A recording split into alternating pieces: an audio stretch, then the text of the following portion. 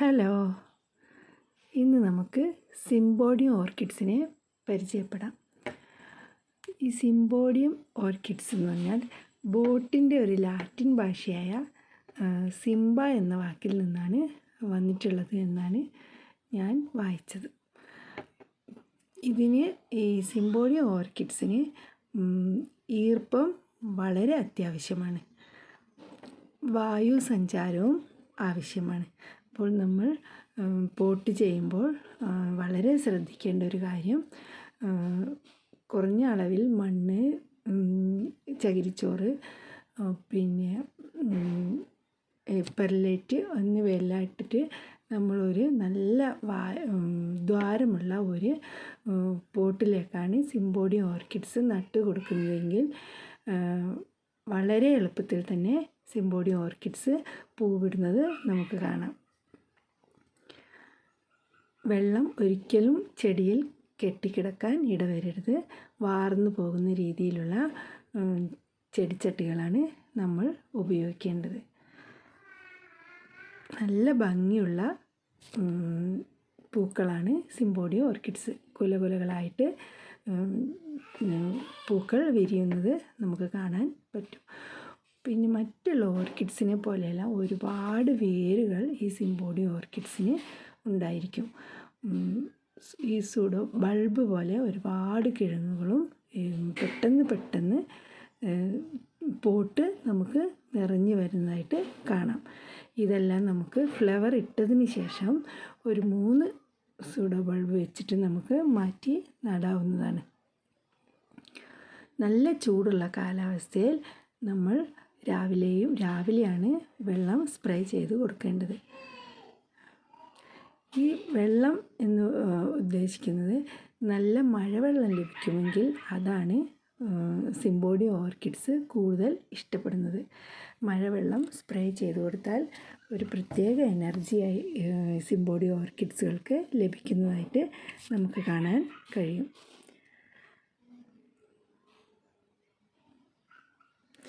നമ്മൾ റീപോർട്ട് ചെയ്തതിന് ശേഷം ഒരു 2-3 ദിവസം, കൂടിയാൽ ഒരാഴ്ചത്തോളം നമ്മൾ വെള്ളം നനച്ച് കൊടുക്കരുത്. വെള്ളം കെട്ടി നിന്നാൽ അതിലുള്ള വേരുകൾ ചീഞ്ഞു പോകാൻ സാധ്യതയുണ്ട്. അതുകൊണ്ട് വെള്ളം കൂടുതൽ നനയ്ക്കാതെ നമ്മൾ നട്ട ഉടനെയൊക്കെ ഒരാഴ്ചത്തേക്ക് മഞ്ഞ് ലഭിക്കുന്ന സമയമാണെങ്കിൽ മഞ്ഞത്തേക്ക് ഇറക്കി വെക്കുക.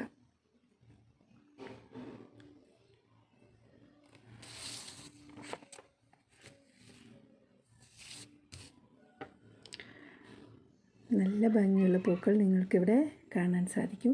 ഒരുപാട് 100 തരം സ്പീഷീസുകൾ തന്നെ ഈ സിംബോഡിയം ഓർക്കിഡ്സ് ഉണ്ടെന്നാണ് പറയുന്നത്. ഒരുപാട് കളറുകളിലും നമുക്ക് കാണാൻ കഴിയും. ഇവിടെ ഇപ്പോൾ കാണിച്ചിട്ടുള്ള ഈ കളറ് സിംബോഡിയം ഒരുപാട് തിളക്കമുള്ളതായിട്ട് നമുക്ക് കാണുന്നുണ്ട്.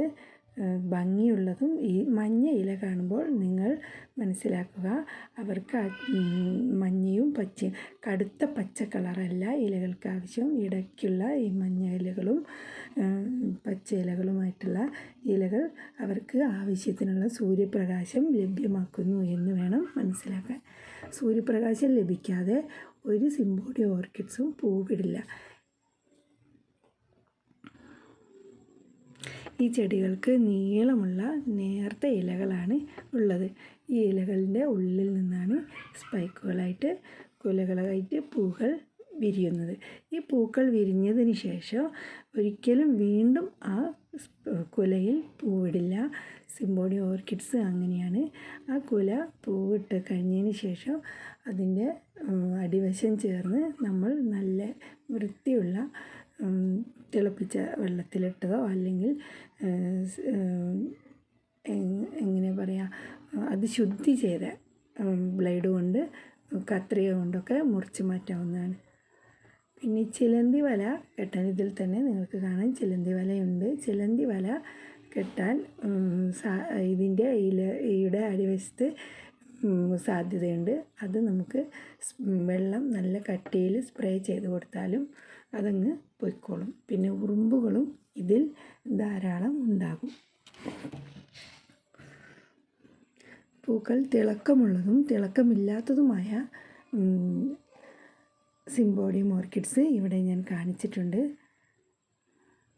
വെള്ളം, നനവ് ഇതൊക്കെ സിംബോഡിയം ഓർക്കിഡ്സിന് വളരെ ഇഷ്ടമാണ്. ഇതെല്ലാം പൂകൾ കഴിഞ്ഞു തുടങ്ങിയ സിംബോഡിയം ഓർക്കിഡ്സാണ്. ഈ ഓർക്കിഡ്സിനെയൊക്കെ നമുക്ക് വീണ്ടും പിരിച്ച് പോട്ടിലേക്ക് മാറ്റാവുന്നതാണ്.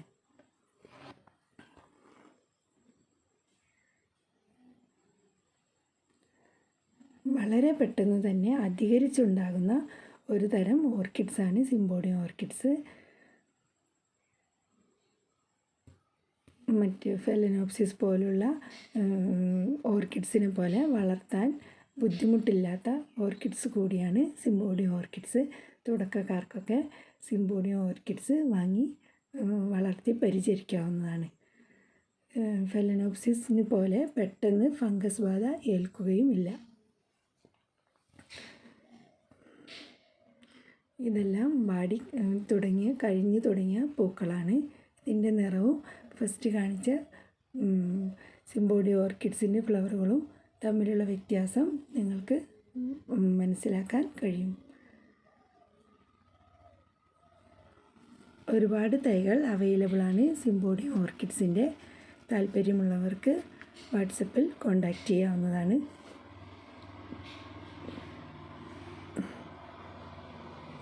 മരത്തിൻ്റെ തണലിലാണ് സിംബോഡിയം ഓർക്കിഡ്സ് സാധാരണയായി കാണുന്നത്. ഈ ഓർക്കിഡ്സിന് മരത്തിൻ്റെ തന്നെ ഒരു പുറംതൊലിയിൽ വരുന്ന സാധനം നമ്മൾ ഈ നിറക്കുന്ന പോട്ടിലേക്ക് ഇട്ട് കൊടുത്താൽ വളരെ നല്ലതാണ്. അത് കഴിഞ്ഞ് നമുക്ക് ബസാക്കോട്ട പോലെയുള്ള തീറ്റകളും ഓർക്കിഡ്സിന് ലഭ്യമാക്കാവുന്നതാണ്.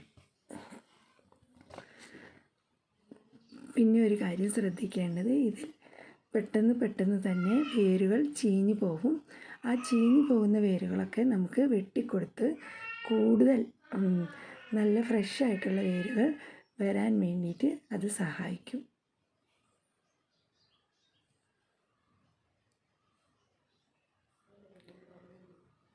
ഇതിൽ തന്നെ നിങ്ങൾക്ക് കാണാൻ സാധിക്കും ഒരുപാട് ഉണങ്ങിയ വേരുകളും കാണാം. ഇതെല്ലാം നമ്മൾ